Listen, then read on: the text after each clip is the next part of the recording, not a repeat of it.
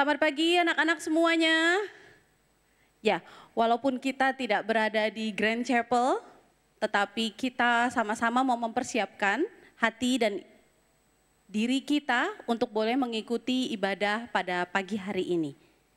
Ya, Ibu harap kita boleh mempersiapkan pikiran kita, tidak ada lagi yang main handphone, tidak ada lagi yang ngobrol, tetapi kita mau memfokuskan diri untuk sama-sama mengikuti ibadah pada pagi hari ini. Ibu akan membacakan dari Roma 8 ayat 14 sampai 17. Roma 8 ayat 14 sampai 17. Semua orang yang dipimpin Roh Allah adalah anak Allah. Sebab kamu tidak menerima roh perbudakan yang membuat kamu menjadi takut lagi. Tetapi kamu telah menerima roh yang menjadikan kamu anak Allah. Oleh roh itu kita berseru, ya Bapa, ya Aba. Roh itu sendiri bersaksi bersama roh kita bahwa kita adalah anak-anak Allah. Jika kita adalah anak, kita juga adalah ahli waris. Maksudnya, orang-orang yang berhak menerima janji-janji Allah yang akan menerimanya bersama Kristus. Yaitu jika kita menderita bersama Dia, supaya kita juga dipermuliakan bersama Dia. Mari kita berdoa. Bapa yang penuh kasih, terima kasih untuk pagi yang indah ini. Kami mengucap syukur, kami boleh kembali diberikan kesempatan untuk boleh mengikuti ibadah pada hari ini. Walaupun kami tidak berada di Grand Chapel, tetapi kami tetap mau menyerahkan hati dan jiwa kami, mau memfokuskan pikiran kami untuk sama-sama mendengarkan dengan sungguh-sungguh, sehingga firman yang hari ini diberikan, disampaikan, tidak berlalu dengan sia-sia.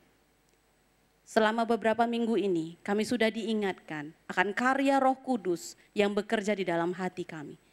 Oleh karena itu ya Tuhan, kami meminta biarlah Roh Kudus yang boleh ada di dalam diri kami, boleh menolong kami untuk memfokuskan hati kami, memfokuskan diri kami.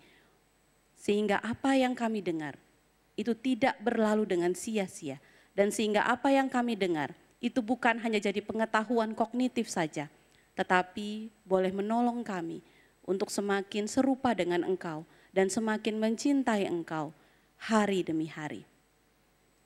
Tolong kami untuk kami boleh memfokuskan diri, untuk kami boleh mendisiplinkan diri kami, untuk kami boleh membuka mata kami, mata hati kami. Dan tolong Tuhan, biarlah hari ini adalah hari yang Tuhan mau pakai untuk kami mengalami perubahan. Terima kasih Tuhan, ampuni segala salah dan dosa kami. Di dalam nama Tuhan Yesus kami berdoa dan memohon. Amin. Shalom UPH College. Tidak terasa kita udah sampai lagi di hari Rabu ini ya. Di bulan yang baru ya. Untuk yang first year sama second year mungkin lagi hektik-hektiknya mempersiapkan final assessment.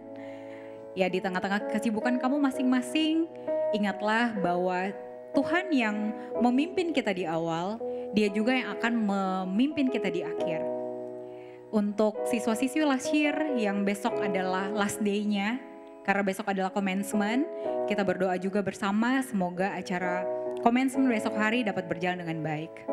Di tengah-tengah kesibukan kita masing-masing, kita tahu bahwa kita punya satu pribadi yang selalu setia, yang gak pernah meninggalkan kita. Untuk itu, mari dengan penuh semangat, dengan bertepuk tangan, kita angkat satu pujian yang berjudul Ada Satu Sobatku Yang Setia.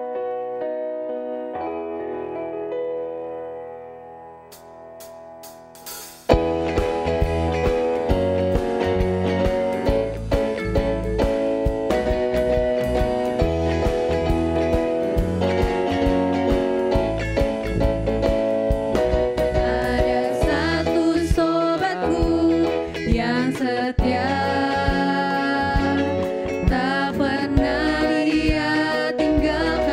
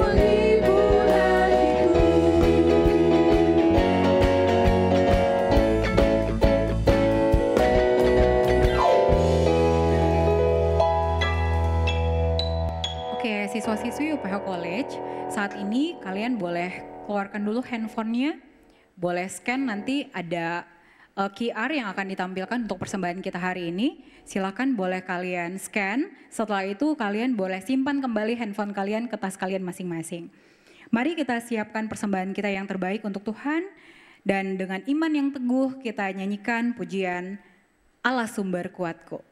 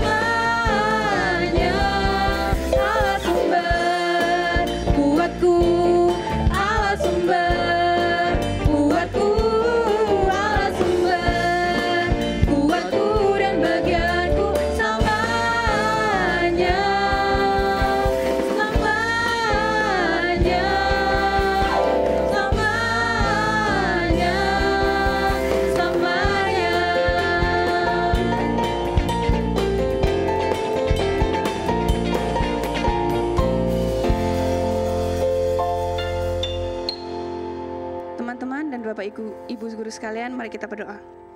Tuhan Yesus yang ada di surga, terima kasih atas berkat yang Engkau limpahkan kepada kami. Hari ini kami membawa persembahan ini sebagai ucapan syukur kami.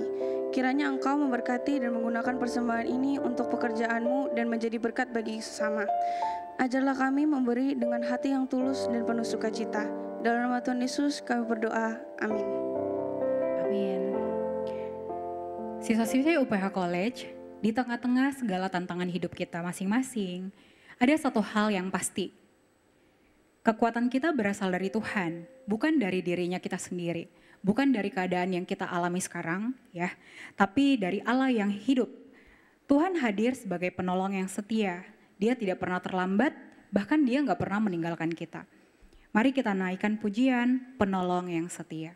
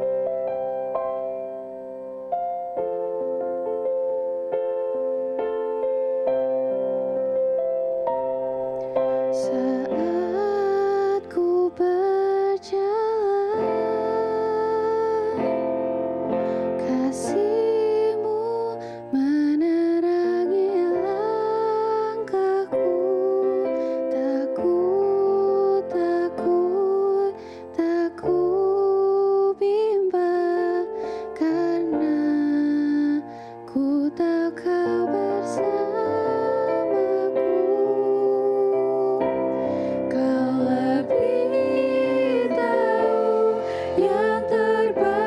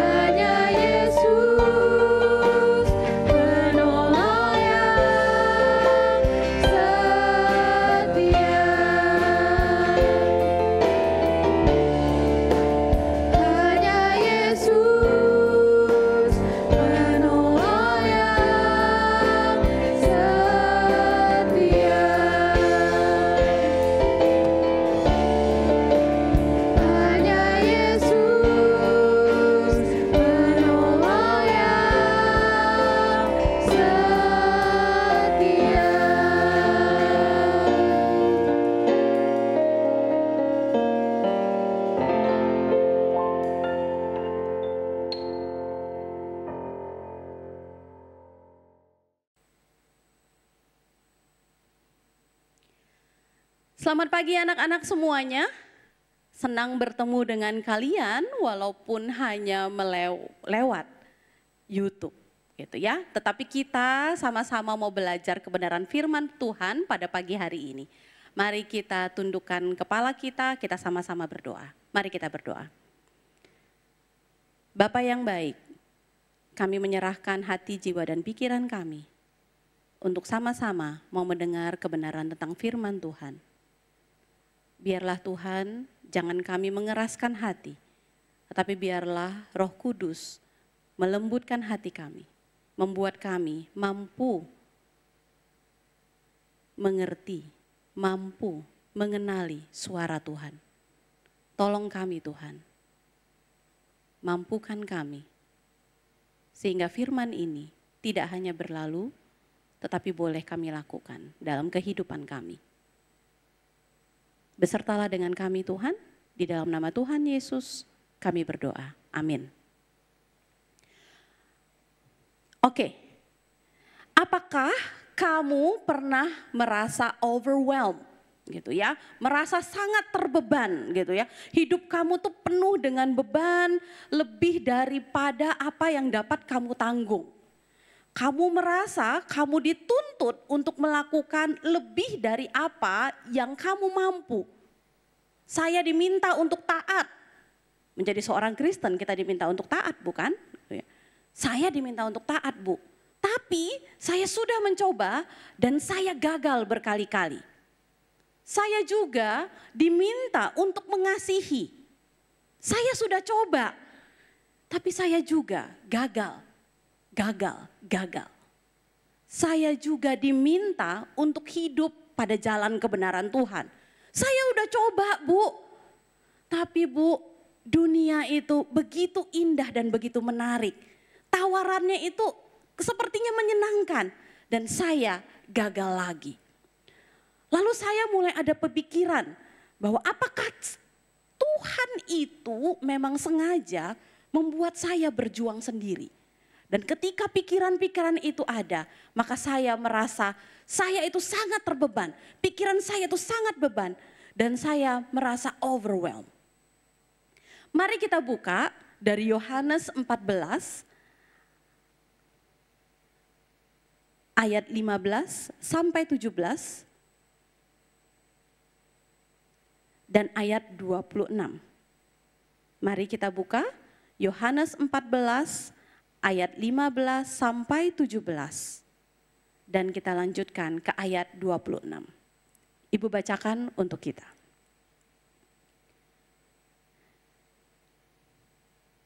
Jikalau kamu mengasihi aku, kamu akan menuruti perintah-perintahku. Aku akan meminta kepada Bapa, dan Ia akan memberikan kepadamu seorang penolong yang lain, supaya Ia menyertai kamu selama-lamanya, yaitu Roh kebenaran. Dunia tidak dapat menerima Dia, sebab dunia tidak melihat Dia dan tidak mengenal Dia. Namun kamu mengenal Dia, sebab Ia menyertai kamu dan akan tinggal di dalam kamu. Ayat 26. Namun penolong, yaitu Roh Kudus, yang akan diutus oleh Bapa dalam namaku, Dialah yang akan mengajarkan segala sesuatu kepadamu dan mengingatkan kamu akan semua yang telah kukatakan kepadamu. Sejauh itu pembacaan firman Tuhan.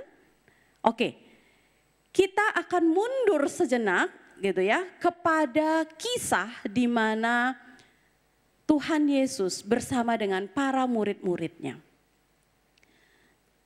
Mereka ada di ruang atas dan saat itu Yudas sudah tidak bersama-sama dengan mereka. Pembicaraan ini adalah pembicaraan yang berulang-ulang Tuhan Yesus katakan kepada mereka.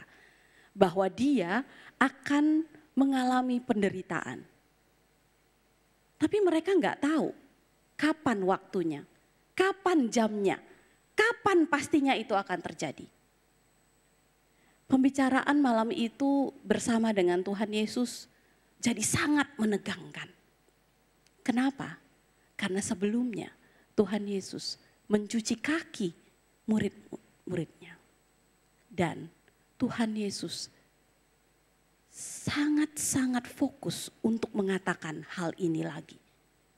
Bahwa saatnya akan tiba di mana ia akan pergi meninggalkan mereka. Ia tidak akan bersama-sama dengan mereka lagi. Ibu ketika baca ini gitu ya, ibu mulai berpikir gitu ya. Mungkin ada pemikiran-pemikiran terbersit yang hadir di antara para murid. Mungkin pemikirannya adalah seperti ini. Gitu. Apa yang aku harus lakukan tanpa Yesus? Bagaimana aku melanjutkan pelayanan Yesus ini? Apakah aku sanggup? Aku gak sanggup.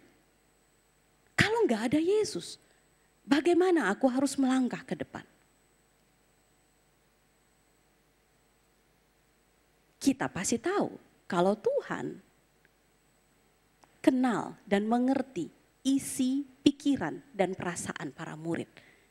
Dan bukan hanya para murid, dia juga mengenal isi dan pikiran dari perasaan, dari hati kita. Ia tahu tidak seorang pun dapat menjalani hidup ini sendirian. Maka dia menjanjikan seorang penolong. Dikatakan di ayat 1 dari pasal 14. Janganlah gelisah hatimu, percayalah kepada Tuhan, kepada Allah, percayalah juga kepadaku. Lalu kita bilang, kalau saya jadi murid Bu, bagaimana saya bisa percaya sama Tuhan kalau dia akan pergi ninggalin saya? Tetapi Tuhan katakan di ayat yang baru saja kita baca, bahwa dia akan memberikan kepada para murid seorang penolong yang lain. Jadi ada janji gitu ya, bahwa dia akan pergi kepada Bapa. Ya, memang dia pergi kepada Bapa, tetapi murid-murid tidak akan sendirian. Dia akan meminta Parakletos atau Roh Kudus untuk menyertai mereka sampai selama-lamanya dan menyatakan bahwa engkau tidak akan sendirian.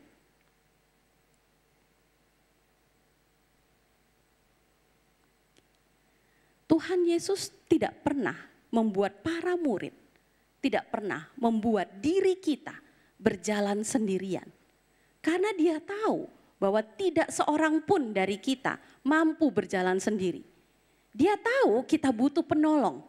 Bukan dari sisi manusia, tapi dia tahu bahwa manusia itu membutuhkan pertolongan dari Allah. Pribadi yang lain yang menggantikan dirinya secara fisik.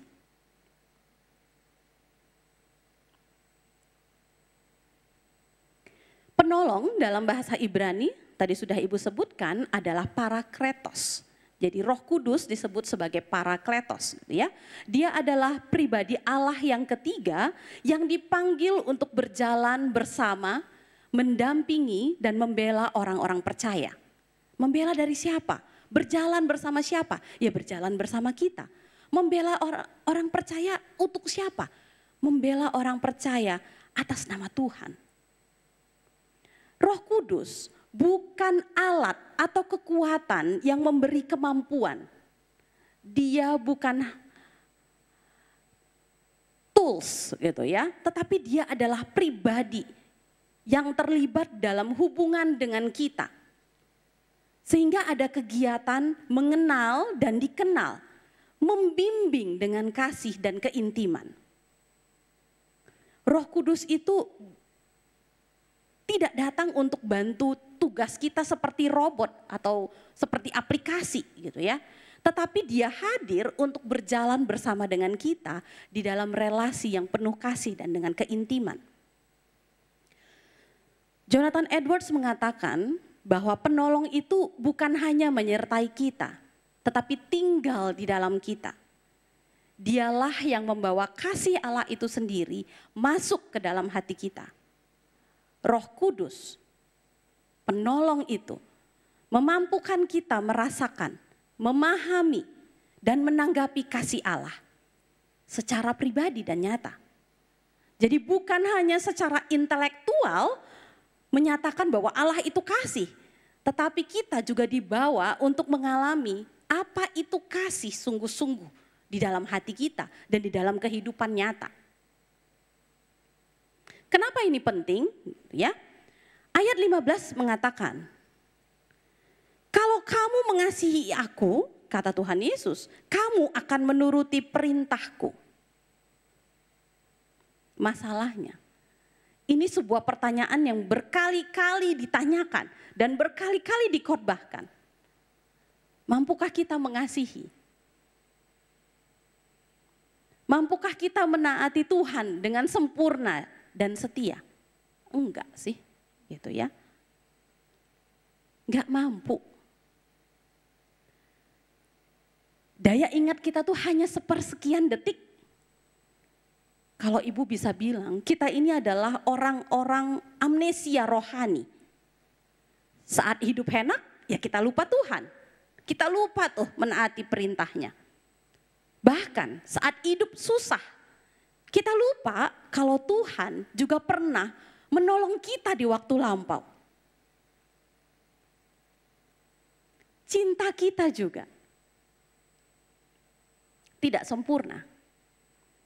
Kita bisa hangat pada mulanya, cinta kita bisa menenangkan pada mulanya, tetapi dalam sepersekian detik kita bisa berubah. Ketika hidup kita berat, ketika ada sesuatu yang mengganggu kita, perkataan kita bisa langsung kasar, kita bisa jadi orang cuek, kita bisa jadi orang yang meledak-ledak. Cinta kita hanya setipis tisu. Jadi kalau ibu bilang gitu ya, mengasihi diri saja gagal, apalagi mengasihi Tuhan, apalagi mengasihi orang lain, apalagi dipanggil untuk menaati perintah Tuhan. Sulitnya bukan main.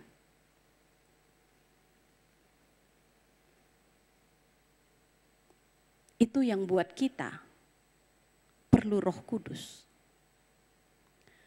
Roh Kudus itu akan nolong kita, memampukan kita untuk mencintai. Tanpa Roh Kudus, kita bisa salah sih. Salahnya apa? Salah untuk menaati Allah, salah untuk menaati Tuhan. Maksudnya gimana, Bu? Kita bisa masuk dalam ketaatan yang legaliter. Jadi ketaatan yang hadir karena rasa takut akan hukuman. Jadi kita melakukan, oke, saya mau jadi baik karena saya takut dihukum. Saya melakukan ini karena saya takut ini. Semuanya karena takut. Atau karena kita hanya ingin dapat pahala. Atau hanya sekedar menjalankan perintah. Supaya aman dari hukuman. Saya mencatat di chapel supaya saya tidak dipanggil oleh guru piket.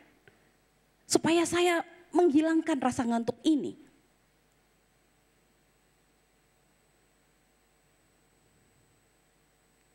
Bukan cuman itu kan. Apakah mengasihi Tuhan seperti itu?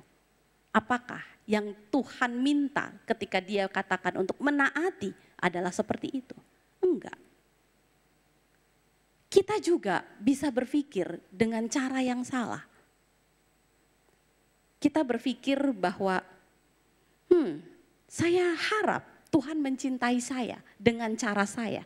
Sehingga saya memaksa, Tuhan, kenapa Tuhan gak melakukan ini? Saya udah melakukan A, B, C, D, E, F sampai Z. Tapi Tuhan gak tunjukkan kasih itu sama saya. Cara berpikir kita salah. Oleh karena itu kita butuh Roh Kudus.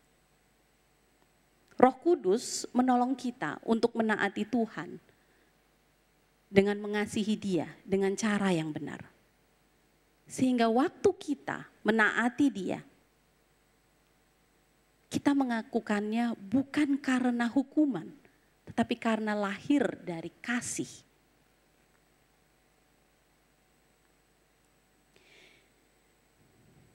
Ibu menyimpulkan dari tulisan Jonathan Edwards, gitu ya, seorang teolog reform, Dia mengatakan bahwa true Christian affection is holy affection and the chief of all is love.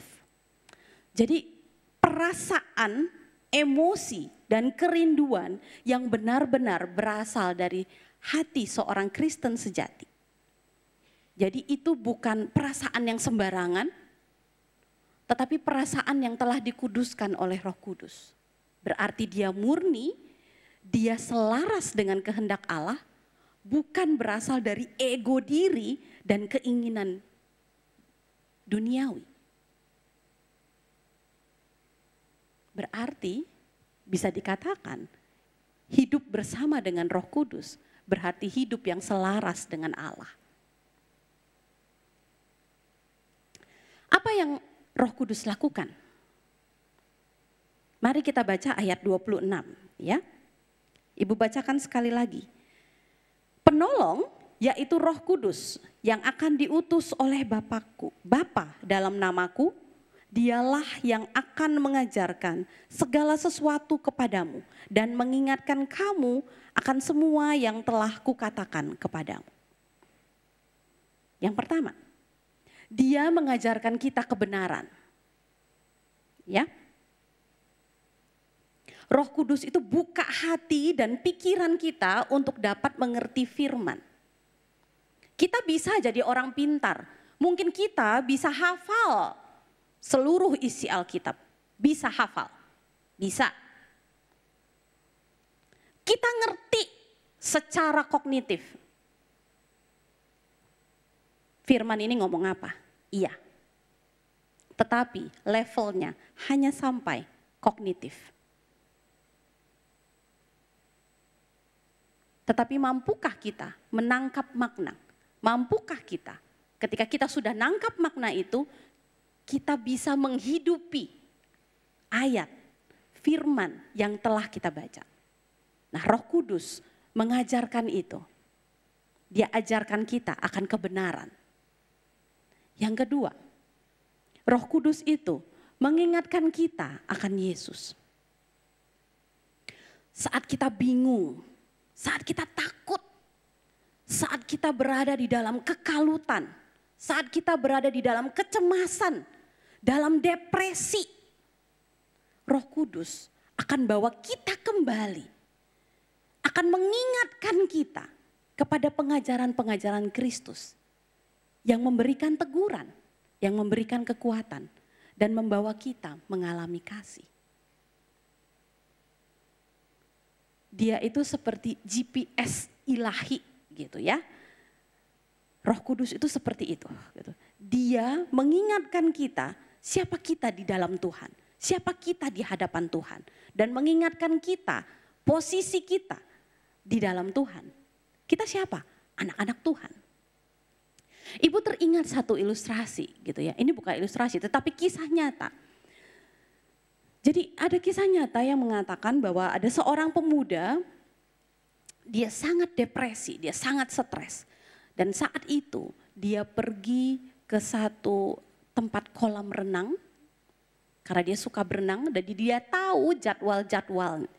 Kapan kosong, kapan air dikuras gitu ya. Anak ini sangat tahu jadwalnya. Jadi waktu itu dia pergi malam hari ke kolam renang ini. Dia naik ke atas papan yang paling tinggi. Dia berdiri di situ. Dia siap untuk terjun ke bawah. Di bawah tidak ada air karena saat itu adalah hari pengurasan kolam. Ketika dia siap terjun,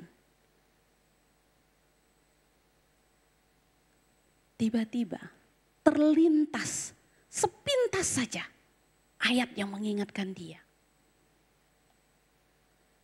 Tuhan adalah gembalaku, takkan kekurangan aku. Ayat yang berkali-kali katanya dia dengarkan dari guru sekolah minggunya. Ayat yang dia dengar waktu kecil karena begitu besar dia meninggalkan Tuhan. Tetapi ayat itu memberikan dia kekuatan, dan mengingatkan dia akan pengalaman-pengalaman indah bersama Tuhan. Lalu dia mundur dari papan itu dan dia turun. Dan dia memutuskan, aku tidak jadi bunuh diri. Karena malam itu dia merasa hidupnya gagal. Roh Kudus mengingatkan kita akan masa-masa indah bersama dengan Tuhan. Mengingatkan kita akan firman-firman yang sudah pernah kita dengar. Mengingatkan akan Yesus yang mau mati untuk kita. Mengingatkan atas kasih-Nya, atas penderitaan yang dia harus alami demi kita yang gak ada harganya ini sebenarnya. Yang ketiga, Roh Kudus juga menumbuhkan apa itu kasih di dalam hati kita. Kasih itu bukan hasil usaha sendiri. Karena kalau hasil usaha sendiri maka gagal.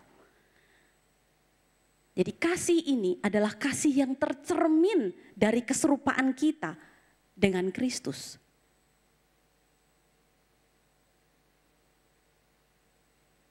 Dan itu bisa ada karena ada Roh Kudus di dalam diri orang-orang percaya. Masalahnya adalah kita tahu fungsi Roh Kudus. Dia mengajarkan kebenaran, dia ingatkan kita akan firman, dia ingatkan kita, dia menumbuhkan kasih di dalam hati kita. Tapi permasalahan yang sangat besar, kita sering lupa akan Roh Kudus. Kenapa kita sering lupa akan keberadaan dia? Hidup kita itu terlalu bising. Kita banyak menghabiskan waktu dengan scrolling media sosial, entah itu TikTok, entah itu Instagram, entah itu YouTube gitu ya. Bukan hanya itu, kita juga menghabiskan waktu kita untuk hal-hal yang gak penting sebenarnya. Atau hidup kita penuh dengan kesibukan. Pagi berangkat sekolah, kerjain tugas, nanti ada apa lagi, les ini itu segala macam. Semuanya bising. Lalu kita terbiasa hidup cepat. Kita nggak pernah berdiam, menarik diri di dalam sebuah keheningan. Seperti yang tadi Ibu katakan, semuanya berlalu dengan cepat, sibuk. Kita biasa hidup seperti autopilot gitu ya. Bangun pagi, mandi, sarapan, berangkat sekolah, berangkat kerja. Lalu melakukan banyak tugas, pulang udah capek, makan, tidur, mandi. Besok pagi begitu lagi, terus begitu. Kita kehilangan momen-momen intim kita dengan Tuhan. Karena apa? Karena kita terlalu sibuk dengan kehidupan kita. Yang ketiga, kita tuh seperti pelari yang larinya nggak pakai sepatu. Aduh, sakit kan Bu? Iya, sakit. Sesuatu yang menyakitkan dan nggak perlu sebenarnya. Kenapa begitu? Karena kita merasa mampu melakukan sendiri. Padahal kita tidak mampu. Francis Chan dalam bukunya Holy Spirit, Forgotten God berkata, "If I were Satan, my ultimate goal would be to convince you that you can live the Christian life without the Holy Spirit." Dunia sengaja buat kita lupa akan keberadaan Roh Kudus. Dan dunia buat kita merasa mampu hidup tanpa Dia. Namun semua itu hanya sebuah keadaan semu, tidak realistis. Dan itu membuat kita menjadi overwhelmed.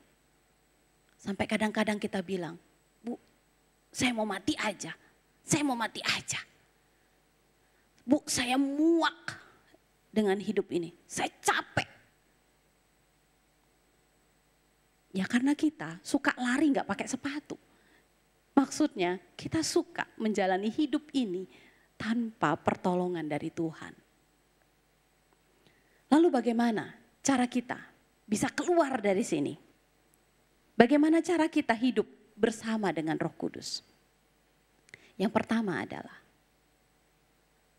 di tengah kebisingan dunia, di tengah kesibukan, tarik dirimu. Belajar untuk berada di dalam keheningan. Ketika kamu berdoa,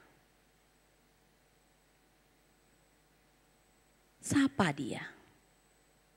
Ajak ngobrol Roh Kudus itu. Dia adalah pribadi dari Allah ketiga. Pribadi ketiga dari Allah.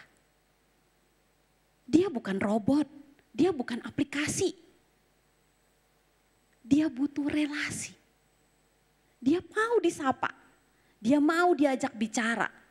Dia mau punya intimasi.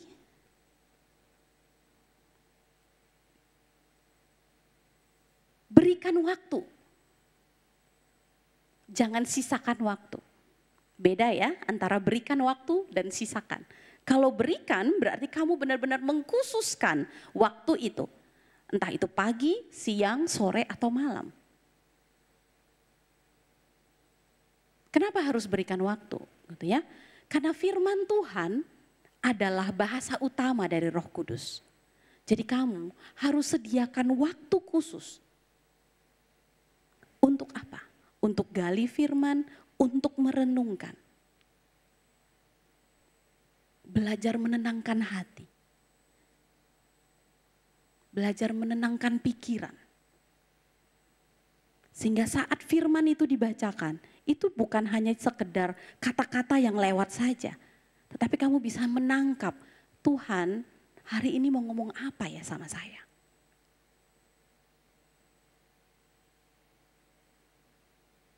Belajar untuk percaya. Dan juga menaati dia. Saat Roh Kudus bilang, mengingatkan kita untuk jujur. Saat Roh Kudus mengingatkan kita untuk punya integritas. Untuk bisa mengampuni. Untuk bisa melakukan segala perintah Tuhan. Untuk bisa menaati orang tua kita. Menaati guru kita. Tuntun, percaya sama dia. Ikuti. Pasti perlu bayar harga, ya. Bayar harganya apa? Kenyamanan kita. Kesukaan kita.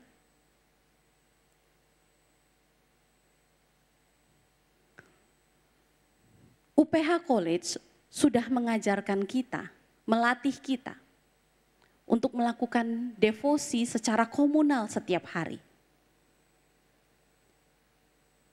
Ya kita seringkali merasa bahwa ini sekedar rutinitas gitu ya. Tetapi ini bukan rutinitas. Ketika ini diciptakan di sekolah ini, maka ini mau menjadi sebuah kesempatan untuk kita semua. Untuk apa? Untuk menjadi habit. Yang namanya habit itu kadang harus dipaksakan. Kita harus dorong diri kita dengan keras untuk melakukannya. Supaya ketika saat teduh itu jadi sebuah kebiasaan yang ngangenin gitu. Jadi sebuah kerinduan. Jadi ketika kamu tidak lagi sekolah di sekolah ini. Ketika kamu sudah meninggalkan sekolah ini, kamu sudah lulus dari sekolah ini. Kamu punya kerinduan untuk melakukannya secara pribadi. Bahkan ketika kamu libur pun. Jangan bilang, oke, hari ini libur, yes saya tidak devosi. Bye-bye Alkitab, bye-bye buku devosi, nanti kita ketemu kalau kita udah masuk sekolah lagi. Enggak. Harusnya kebiasaan ini menolong kita ketika kita libur, kok kayaknya ada yang kurang ya, apa ya? Oh iya, saya belum devosi, saya belum ngobrol sama Tuhan. Jadi sekolah ini bukan dengan apa ya kayak ya udahlah supaya murid-muridnya ada kerjaan aja itu gitu. Kasih devosi pagi-pagi, enggak. itu menolong kita untuk punya kerinduan demi kerinduan. Punya relasi dengan Tuhan hari demi hari. Semakin kuat, semakin kuat.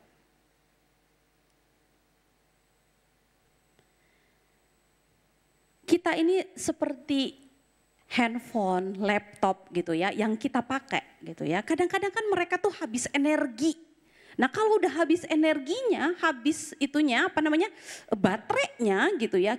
Kita butuh nge-charge dia kan, kita butuh colokan. Kita butuh cari sumber listrik supaya si device yang kita pakai ini bisa hidup lagi. Nah demikian juga jiwa kita. Kita butuh recharge. Dan kekuatannya dan caranya untuk tetap terkoneksi dengan Tuhan ya melalui apa? Melalui Roh Kudus. Kita nggak bisa jalan sendirian. Kita butuh Roh Kudus. Kita butuh pertolongan Tuhan. Kita bukan lone ranger di tengah dunia yang berdosa ini. Karena kalau kita berjuang sendiri, maka kita akan berkali-kali gagal dan gagal dan gagal dan gagal dan gagal.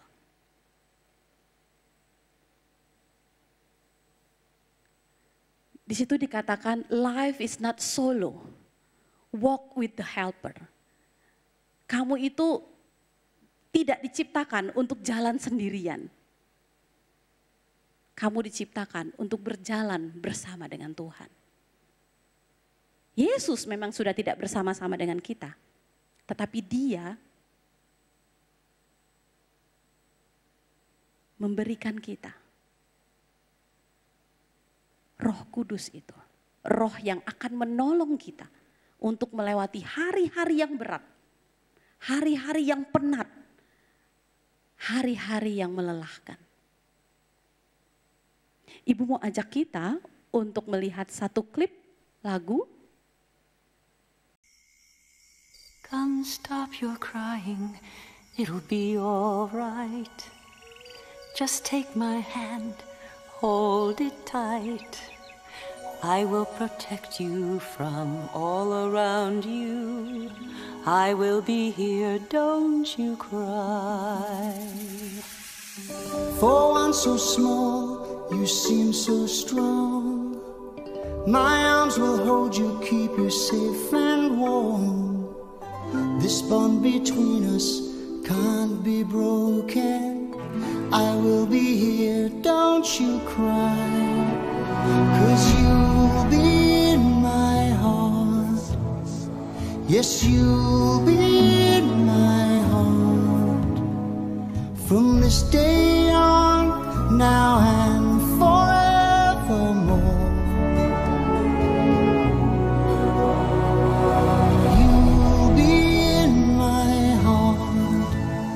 No matter what they say, you'll be here in my heart always. Always.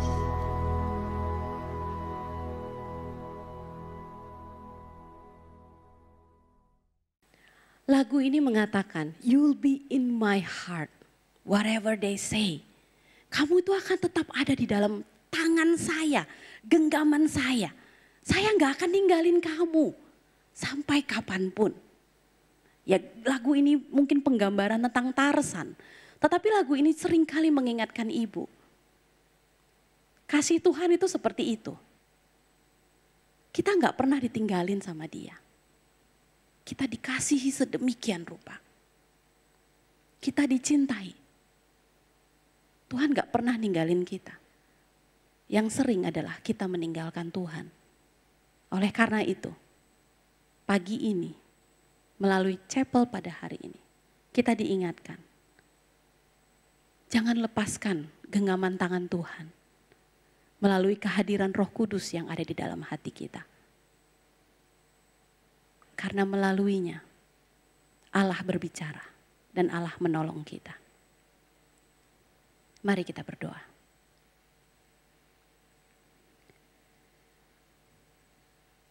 Bapa yang penuh kasih, terima kasih untuk Roh Kudus yang boleh menjadi penolong kami untuk melewati hari-hari yang berat.